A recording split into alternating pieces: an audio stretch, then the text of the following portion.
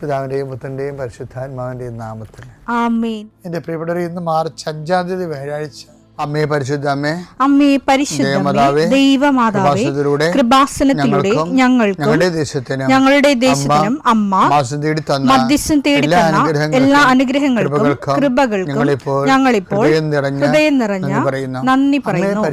അമ്മേ പരിശുദ്ധമേ, ദൈവമാതാവേ, 2004 ഡിസംബർ 7 ഉച്ചകഴിഞ്ഞ് 2:30 കൃപാസനത്തിൽ സംഭവിച്ച അമ്മയുടെ പ്രത്യക്ഷപ്പെടലിനെ കുറിച്ച് തിരുസഭയ്ക്ക് സമർപ്പിച്ചിരിക്കുന്ന പഠനരേഖകളുടെ മേൽ സഭാത്മകമായ പഠനം ആരംഭിക്കുവാൻ ഞങ്ങൾ പ്രാർത്ഥിക്കുന്നു.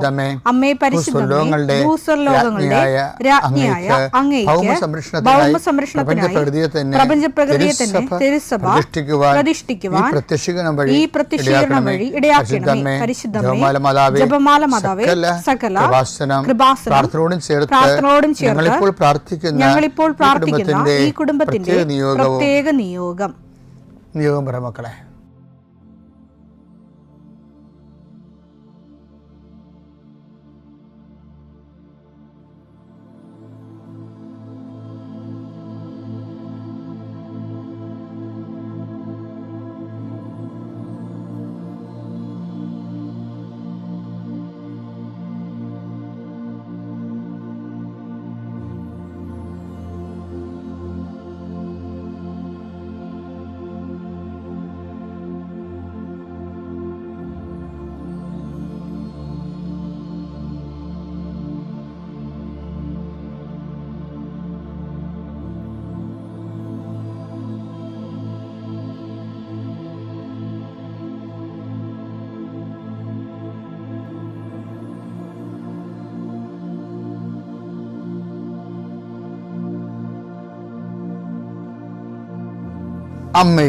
അമ്മയുടെ പ്രത്യക്ഷീകരണത്തിന്റെ ഈ അനുഗ്രഹവേളയിൽ ഞങ്ങൾക്ക് സാധിച്ചു തരുവാൻ കനിയണമേ.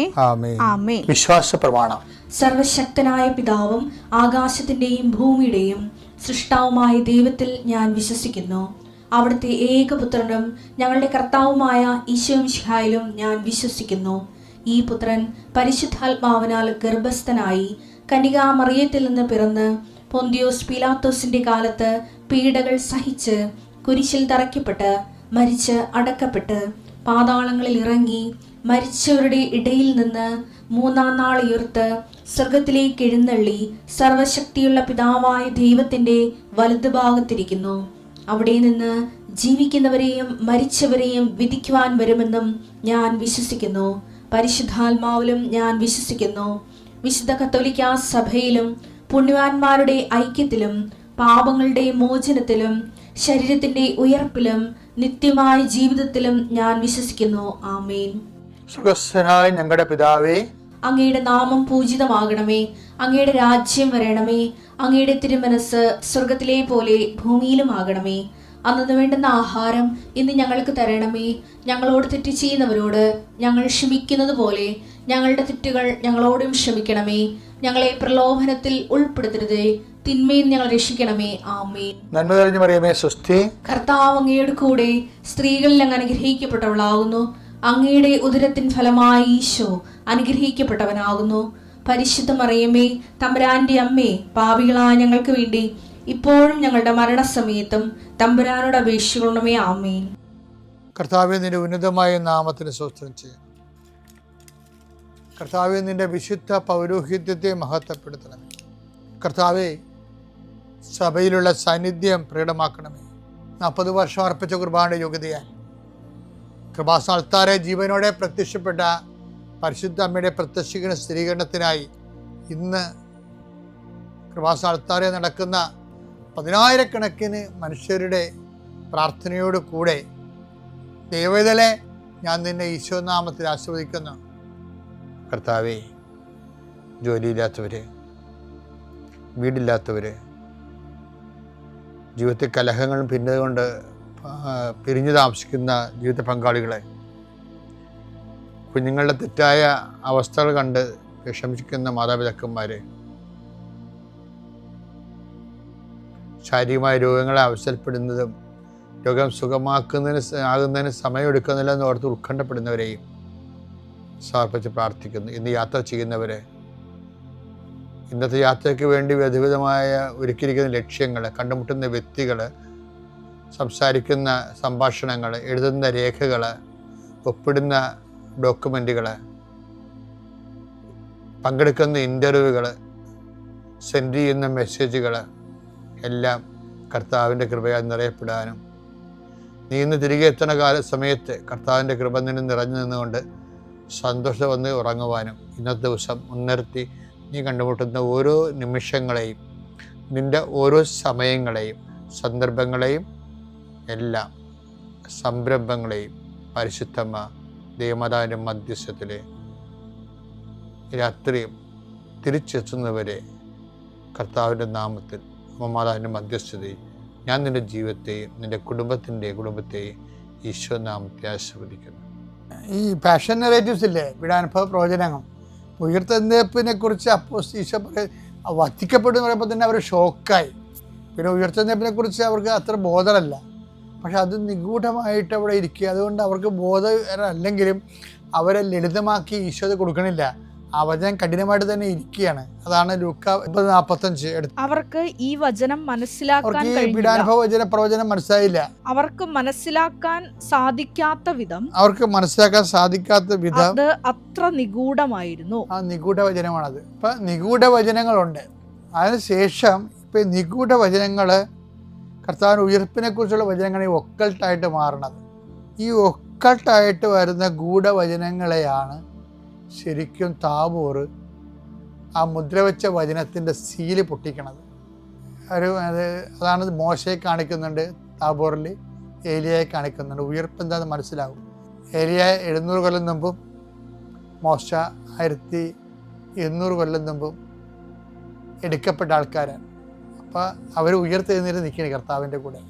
ഈ കാഴ്ച പറയണത് പിന്നെ താഴേക്ക് വരുമ്പോൾ പറയും, ഇതുപോലെ ഞാനും ഉയർക്കും. പറഞ്ഞു, ഇതുപോലെ ഞാനും ഉയർക്കും, പക്ഷെ ഞാൻ ഉയർക്കണവരെ കണ്ട കാഴ്ച ആരോടും പറയരുത്. ഇത് മനോഹരമാണെന്ന ബൈബിള്. മർക്കോസ് 9:9 അവർ കണ്ട കാര്യങ്ങൾ മനുഷ്യപുത്രൻ മരിച്ചവരിൽ നിന്ന് ഉയർക്കുന്നത് വരെ ഉയർക്കുന്നവരെ ആരോടും പറയരുതെന്ന് മലയിൽ നിന്നിറങ്ങിപ്പോരുമ്പോൾ അവൻ അവരോട് കൽപ്പിച്ചു. ഇപ്പൊ ഇവിടെ മനസ്സിൽ സംശയം ഉണ്ടായില്ല ഉയർത്തുന്നേപ്പ് എന്താണ്. പക്ഷെ അത് നിഗൂഢ വചനമല്ലേ. ഇത് ശരിക്കും ഗൂഢമായിട്ട് തന്നെ പോവുകയാണ്. കാര്യം മരിച്ചെന്ന് ഉയർക്കുക എന്താണെന്ന് ഈ മോസസിനെ കണ്ടിട്ടും ഏലിയാവിനെ കണ്ടിട്ടും ഈ കക്ഷികൾക്ക് മനസ്സിലായില്ല. അതാണ് താബോറിൽ നിന്ന് ഇറങ്ങി വരുമ്പോൾ ഈ കാഴ്ച, ഞാൻ ഉയർത്തി നിൽക്കുന്നവരെ ആരോടും പറയരുതെന്ന് ഈശോ പറയുമ്പോഴും അങ്ങനെ പറയുന്നുണ്ടെങ്കിലും ഈ വചനം ഗൂഢമായിട്ടിരിക്കുന്നു എന്നുള്ള സൂചനയാണ് അവരുടെ സംശയത്തിന് വരണത്. എന്താണ് അവർ പറയണത്? 9:10 താബോറിൽ നിന്ന് ഇറങ്ങി കർത്താവ് പറഞ്ഞു, ഈ കാഴ്ച നിങ്ങൾ മാത്രം കണ്ടതാണ്, ഇത് ആരോടും പറയരുത്, ഞാൻ ഉയർത്തി നിൽക്കുന്നവരെ എന്ന് പറഞ്ഞപ്പോൾ ഈ മോസസിനെ ഏലിയാവിനെ അവരെ കണ്ടില്ലേ ഉയർത്തി നിന്നിട്ട ആൾക്കാരാ. എന്നിട്ട് പോലും മനസ്സിലായില്ല. കാര്യം എന്താണ്? അത് നിഗൂഢ വചനമാണ്. അതാണ് പറയണത്. 9:45 പറയണില്ലേ, ആ വചനം ഗൂഢമായിരുന്നു എന്ന്. ഇപ്പൊ എന്താ പറയണത്? 9:10 എന്താ പറയണത്? മരിച്ചവരിൽ നിന്ന് ഉയർക്കുക എന്നത് എന്താണെന്ന് ചിന്തിച്ചുകൊണ്ട് അവർ ഈ വചനം രഹസ്യമായി സൂക്ഷിച്ചു. ഇതാണ് വിഷയം. ഇത് ഈശോയുടെ മനസ്സിനെ വളരെ തളർത്തിയിട്ടുണ്ട്. ഇതിൻ്റെ ഒരു മാനസിക അന്തരീക്ഷം വളരെ വല്ലാത്തതാണ്. ഈ 3 പേരെയും, യാക്കോബിനെയും യോഹന്നാനെയും പത്രോസിനെയും കർത്താവിന് ഉയർത്തുന്നതിന് പകരം അതിൻ്റെ ഡമ്മി ആയിട്ട് ഡെമോ കാണിച്ചു. ആര്? ഏലിയാവിനെയും കാണിച്ചു. ഉയർത്തുന്നത് ഏലിയാവിനെയും മോസസിനെയും കാണിച്ചിട്ട് പറഞ്ഞു, ഇതുപോലെ ഞാൻ ഉയർത്തി നിൽക്കും, പക്ഷെ ഞാൻ ഉയർത്തി നിൽക്കുന്നവരെ ഈ കണ്ട കാഴ്ച പറയരുത്. അപ്പോഴും ഈ ഇവരെന്താ പറയണത്? ഉയർത്തി നിൽക്കുന്നത് എന്താണെന്ന് ചിന്തിച്ചത്. ഇതല്ലേ ഉയർത്തി നിൽപ്പെന്ന് പറയണത്. അത് മനസ്സിലാക്കാൻ അത് മറയപ്പെടുകയാണ് ഇവർക്ക്. അത് അവരുടെ പരാധീനത തന്നെയാണെന്ന് എനിക്ക് തോന്നുന്നത്. എന്താ കാണിച്ചത്? താഴെ വരുമ്പോൾ ഈ അപസ്മാര രോഗി, അതിന് വേറെ ഒരു പരാജയവും തോൽവി നിൽപ്പുണ്ട്. അപസ്മാര രോഗിനെ ചികിത്സിച്ചും പ്രാർത്ഥിച്ചും പരാജയപ്പെട്ട് നിൽക്കുന്ന 9 ശിഷ്യന്മാർ വേറെ. ഏലിയാവിനെയും മോസസിനെയും കണ്ടിട്ടും ഉയർത്തുന്നതിപ്പോൾ എന്താണെന്ന് മനസ്സിലാകാത്ത 3 ശിഷ്യന്മാർ തൻ്റെ കൂട്ടത്തിൽ. ഈ 12 പേരും കൂടിയപ്പോഴേ കർത്താവ് എന്താ പറഞ്ഞത്? ഇത്ര കാലം ഞാൻ നിങ്ങളുടെ കൂടെ ഉണ്ടായിരിക്കും. കാര്യം എന്താ? ഈ 2 കക്ഷികൾക്കുള്ള പ്രശ്നം എന്താണ്? ഇവരാരും വിശ്വസിക്കണില്ല. അതാണ് ഈശോ ചോദിക്കുന്നത്. ആ അവസ്മാ രോഗി വന്ന് അപ്പം വന്ന് പറയരുത്, നിനക്ക് വല്ലതും സാധിക്കുമെങ്കിൽ എൻ്റെ മകനെ സുഖപ്പെടുത്തി ഞങ്ങളെ സഹായിക്കാൻ പറയും. അപ്പോൾ കർത്താവ് നിൻ്റെ ശിഷ്യന്മാരുടെ അടുത്ത് കൊണ്ടുവന്നു, പക്ഷെ അവർക്ക് ഒന്നും ചെയ്യാൻ കഴിഞ്ഞില്ലെന്നൊക്കെ പറയാണ്. അപ്പോൾ കർത്താവ് ചോദിക്കും, എത്ര കാലം ഞാൻ നിങ്ങളോട് ഉണ്ടായിരിക്കും? മത്തായി 17:17 യേശു പ്രതിവചിച്ചു, വിശ്വാസമില്ലാത്തതും വിശ്വാസമില്ലാത്ത ഈ 9 പേര് മാത്രമല്ലേ, താബോറിൽ നിന്നിറങ്ങിയ ആ കക്ഷികൾക്കും വിശ്വാസക്കുറവുണ്ട്. എന്താണ്? ഇതുപോലെ മോശത്തിനും ഏരിയാനും പോലെ ഞാൻ ഉയർത്തെഴുന്നേൽക്കുമെന്ന് പറഞ്ഞപ്പോഴും, എൻ്റെ ഉയർത്തെഴുന്നേൽപ്പ് കഴിഞ്ഞിട്ട് ഈ ദൃശ്യം പറയാമെന്ന് പറഞ്ഞപ്പോഴും അവരപ്പോഴും ചിന്തിക്കുകയാണ്, എന്താണ് ഉയർത്തെഴുന്നേൽപ്പ്? അത് വിശ്വാസത്തിലാൽ മനസ്സിലാക്കേണ്ട കാര്യമാണെന്നാണ് ഈശോ പറഞ്ഞത്. അതുകൊണ്ടാണ് ഇപ്പൊ ഈശോ ഈ തോറ്റ 12 പേരെ ഒരുമിച്ച് നിർത്തിക്കൊണ്ട് പറയും, വിശ്വാസമില്ലാത്തതും വഴി പിഴച്ചതുമായ തലമുറയെ എത്ര നാൾ. വഴി പിഴച്ചെന്ന് വെച്ച് കഴിഞ്ഞാല് യേശുവിനെ ദൈവികമായി മനസ്സിലാക്കേണ്ട ഒരു വഴിയില്ലേ, അതിന് ഒരു അപഭ്രംശം വന്നിട്ടുണ്ട്. ഇവര് യേശുവിനെ ഭൗതികമായിട്ടാണ് ഇപ്പോഴും മനസ്സിലാക്കുന്നത്. പൊളിറ്റിക്കൽ മിസ്സിഹായിട്ടാണ് ഇവർ മനസ്സിലാക്കുന്നത്. രാഷ്ട്രീയ ക്രിസ്തുവായിട്ടാണ്. ക്രിസ്തു റോമ സാമ്രാജ്യത്തിനെ തച്ചുടച്ചിട്ട് അവിടെ രാജാവാകുമ്പോൾ തങ്ങൾക്കും രാജാവാകാൻ മന്ത്രിയാകാൻ പറ്റുമെന്ന് പറഞ്ഞുകൊണ്ടൊരു ഒരു സ്കൂളിലെ നമ്മുടെ സബരി പുത്രന്മാരുടെ അമ്മയുണ്ടാക്കിയ നടത്തുന്ന ഒരു സ്കൂള്, അവരാണല്ലേ ഈ വിധത്തിൽ മുഴുവൻ പ്രശ്നം ഉണ്ടാക്കിയത്. ആ സ്കൂളിൽ തന്നെയാണ് ഈ അണ്ണന്മാർ ഇപ്പോഴും. അതുകൊണ്ടാണ് അവർക്ക് ഉയർപ്പിൽ വിശ്വസിക്കാൻ പറ്റുന്നില്ല. എന്നിട്ട് ഈശോ ചോദിക്കുന്ന ഒരു ചോദ്യം നമ്മുടെ ചങ്കയിൽ കൊള്ളും. അതാണ് എന്നെ അത് വല്ലാതെ ബാധിച്ചിട്ടുള്ളത്. കർത്താവ് ഇങ്ങനെ സങ്കടപ്പെട്ട് ചോദിക്കും, എത്ര കാലം ഞാനിനി. യേശു പ്രതിവചിച്ചു, വിശ്വാസമില്ലാത്തതും വഴി പിഴച്ചതുമായ തലമുറയെ. അത് വരക്കിട്ടറാണ്. കാര്യം താൻ പരാജയപ്പെടുകയാണ് ഇവരെ ഈ വിഷയം മനസ്സിലാക്കുന്നത്. തലമുറയെ എത്ര നാൾ ഞാൻ നിങ്ങളുടെ കൂടെ ഉണ്ടായിരിക്കും. അതാണ് ഒരു പാഷൻ കോൺഷ്യസ്, ഒരു ഡെത്ത് കോൺഷ്യസ് ആണത്. ക്രിസ്തുവിൻ്റെ ഏറ്റവും വലിയ ഒരു ആന്തരിക സംഘർഷത്തിൻ്റെ അടിസ്ഥാനം ഈ ഡെത്ത് കോൺഷ്യസ് ആണ്. അവൻ ഒരേ സമയം മനുഷ്യനും ഒരേ സമയം ദൈവമായത് കാരണം ഡെത്ത് കോൺഷ്യസ് പച്ചക്ക് മനസ്സിലാകും. നമ്മുടെ മരണത്തെക്കുറിച്ച് നമുക്കൊരു ഐഡിയ ഇല്ലല്ലോ, പക്ഷേ ഈശോയുടെ മരണത്തെക്കുറിച്ച് ഈശോയ്ക്ക് പച്ച സിനിമയിൽ കാണുന്ന പോലെ എല്ലാം കാണാൻ പറ്റും, ദൈവമായതുകൊണ്ട്. അതുകൊണ്ട് താബോറിൽ നിന്ന് മുകളിൽ നിന്ന് ഗെറ്റടിയാൻ കിട്ടിയത്, തയ്യാറായിരിക്കുക, സമയമായി.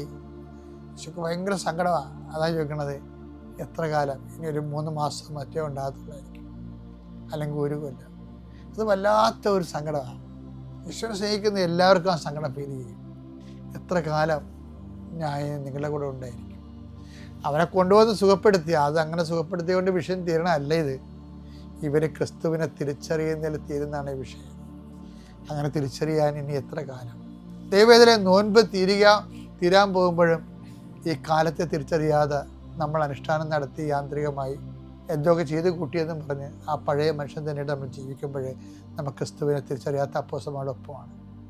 ഈ നോൻപിനെങ്കിലും കർത്താവിനെ തിരിച്ചറിഞ്ഞ് സ്നേഹിക്കാൻ ദൈവം നമ്മൾ അനുഗ്രഹിക്കട്ടെ. പിതാവിൻ്റെയും പുത്രൻ്റെയും പരിശുദ്ധാത്മാവിൻ്റെയും നാമത്തിൽ.